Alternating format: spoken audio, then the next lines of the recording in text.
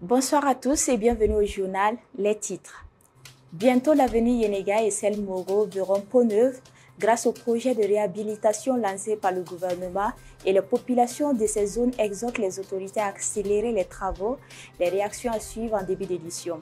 Et puis décédé le 11 juin dernier, le vice-président malawite a été inhumé aujourd'hui lundi 17 juin 2024.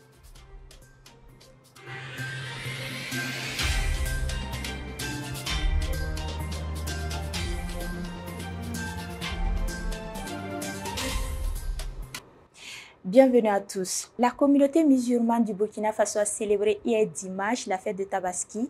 À l'instar des fidèles musulmans, le président du Faso, le capitaine Ibrahim Traoré, est allé aussi rendre grâce à Dieu pour sa protection divine. Retour sur une petite vidéo qui montre sa présence effective parmi ses frères en islam. Suivez.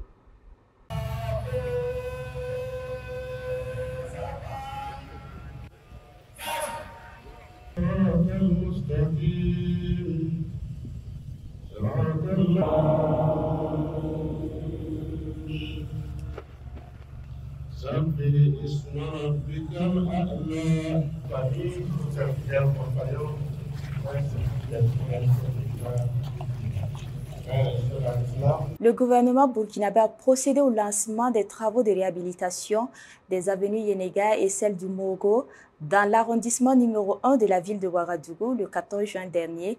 Un projet de réhabilitation qui vise à accroître et améliorer l'offre de services en matière d'infrastructures routières dans la capitale burkinabé. Une initiative saluée par les riverains, mais qui souhaitent également que ces travaux finissent à temps pour ne pas freiner leur commerce. Les réactions à suivre dans ce journal avec Annie Gladys Da et Madeleine Tiendrebego. Le projet de réhabilitation des avenues Yenenga et du Mogo lancé le 14 juin dernier vient comme une bouffée d'oxygène pour les populations riveraines et les usagers. Entre incertitude et empressement, cette frange de la population exprime tout de même sa satisfaction vis-à-vis de cette initiative des autorités de la transition. Sinunga, le goudron, c'est très bien, mais on va demander de faire rapidement parce que c'est une zone commerciale. Donc, quand les travaux commencent, avec le commerce, c'est un peu difficile. Mais si on fait ça rapidement, donc ça va beaucoup nous arranger. Que Dieu fasse qu'il puisse faire ça et soulager nos souffrances. À chaque fois, les enfants sont malades. Il y a la poussière, bon, s'ils arrivent à faire ça, pour étaler les neiges, c'est difficile. C'est surtout la poussière et c'est compliqué. Les commerçants des 10 avenues manifestent à l'unanimité leur désarroi face à la morosité du marché lié à l'état dégradé des voies.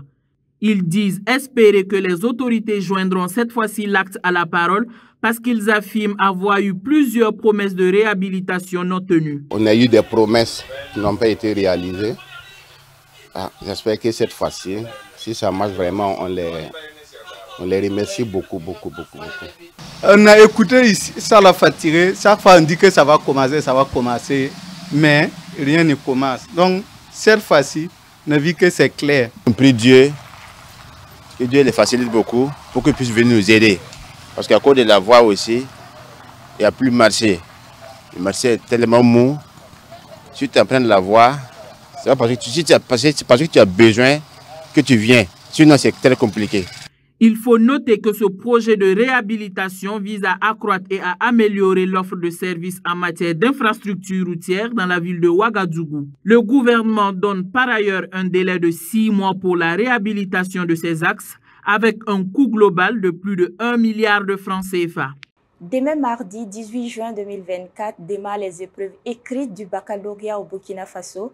Ils seront plus de 120 700 candidats allés à l'assaut du précieux sésame.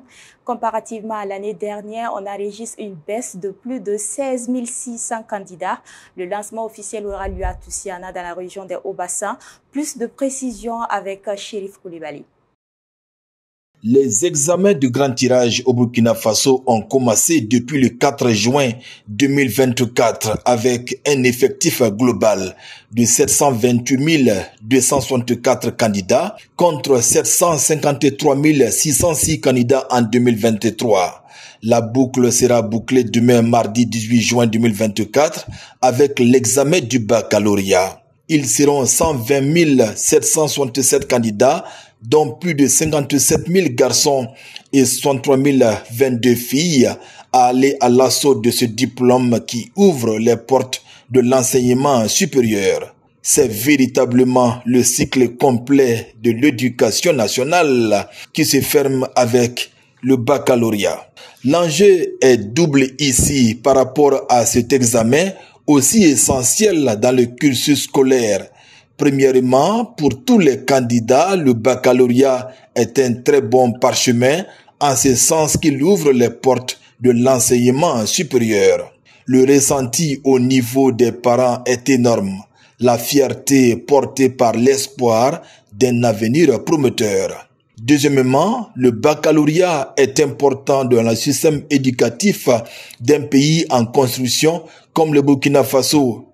Il faut bien que les ambitions d'un Burkina souverain et prospère soient portées par cette jeunesse bien formée et surtout ouverte sur le monde.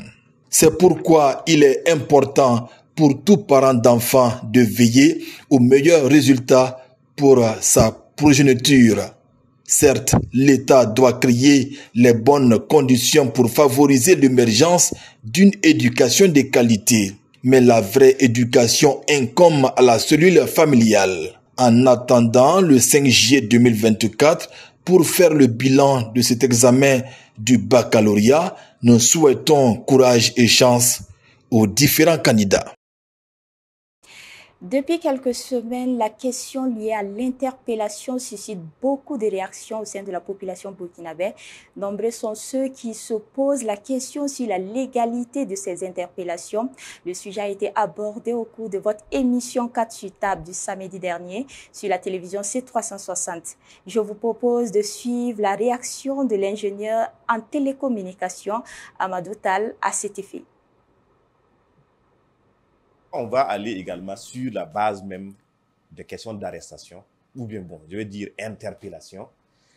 Déjà, il y a la mobilisation générale qui autorise, comme vous l'avez dit, à ce que on soit une question d'envoyer la personne, effectivement, assurer quelque chose, en tout cas, donner sa contribution sur le terrain en termes de sensibilisation, en termes d'accompagnement, en termes d'accompagnement moral des différents éléments qui sont sur le terrain, et également apporter des informations du terrain à toute la nation, et pour qu'effectivement ça permette de galvaniser le peuple dans sa lutte souveraine. Il y a cet élément. Il y a aussi l'autre élément que vous ne devez pas peut-être ignorer. Maître Kéré, peut-être que vous allez donner beaucoup plus de détails là-dessus. Sous le MPP, il y a la loi instituant l'ANR qui a été mise en place, qui lui donne le droit d'écoute, le droit de perquisition des données, que ce soit bancaires, des données téléphoniques et ainsi de suite. Et également, lui donne le droit de pouvoir aller entendre quelqu'un sans suivre une certaine procédure parce que c'est des renseignements. Et l'ANR a cette capacité.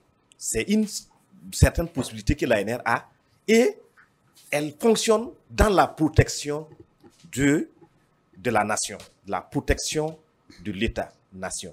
Et je pense que ces deux facettes existent.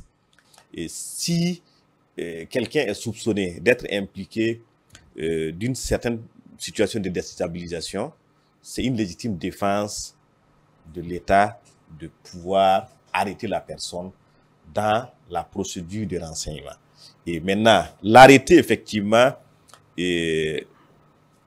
pour des questionnements de renseignement, par moment, c'est difficile de tout donner comme information détenue.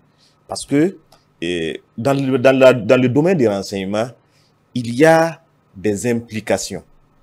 Et si on lui donne certaines informations, si on lui donne toutes les informations, il pourra effectivement, si la personne est nuisible, il peut effectivement se préparer et ses complices vont fuir. Et pour éviter tout cela, il y a certaines informations qui sont maintenues et qui sont sorties. Même les avocats le savent.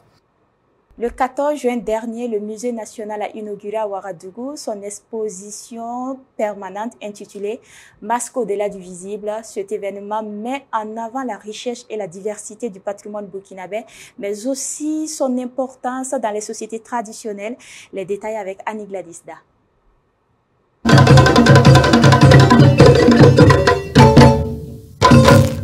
C'est dans une ambiance à bon enfant que s'est tenue le vendredi 14 juin dernier la première exposition permanente au Musée national. Placée sous le thème « Masque au-delà du visible », cette exposition patrimoniale s'explique selon le directeur général du Musée national par l'envie de son institution de donner un éclairage sur la complexité de l'univers des masques au Burkina Faso. L'élément essentiel autour du masque, c'est ce que nous appelons le patrimoine culturel immatériel. Et en résumé, ce sont les chants, les danses, les contes et tout ce que nous pouvons trouver d'intangible autour du masque. C'est ce que nous avons essayé de développer à travers cette exposition pour aller au-delà de toutes ces images que nous voyons sur les masques. Le masque, ce n'est pas seulement la tête, les fibres, etc., mais c'est d'abord son histoire, c'est d'abord ce que nos ancêtres ont mis comme contenu dans ces objets. Une exposition qui, selon Sabari Christian Dao, est un prétexte pour faire comprendre aux Africains en général et aux Burkinabés en particulier le rôle que joue le masque dans la société africaine. Nous souhaitons contribuer à corriger les erreurs de vision qui tendent à confiner le masque à sa partie tête, une conception largement diffusée dans les musées occidentaux. C'est aussi un chantier ouvert pour les performances autour de cette exposition qui a pour ambition de répondre aux questions suivantes. Qu'est-ce que le masque dans le contexte traditionnel africain, burkinabé? Comment est-il arrivé à exister chez les groupes sociaux qui l'utilisent? Comment ses détenteurs pérennisent son existence? À travers cette exposition, les autorités burkinabées affirment une fois de plus leur volonté de conserver le patrimoine culturel du pays et de le rendre accessible à tous. En Afrique, comme nous disons, l'Afrique c'est un musée à ciel ouvert.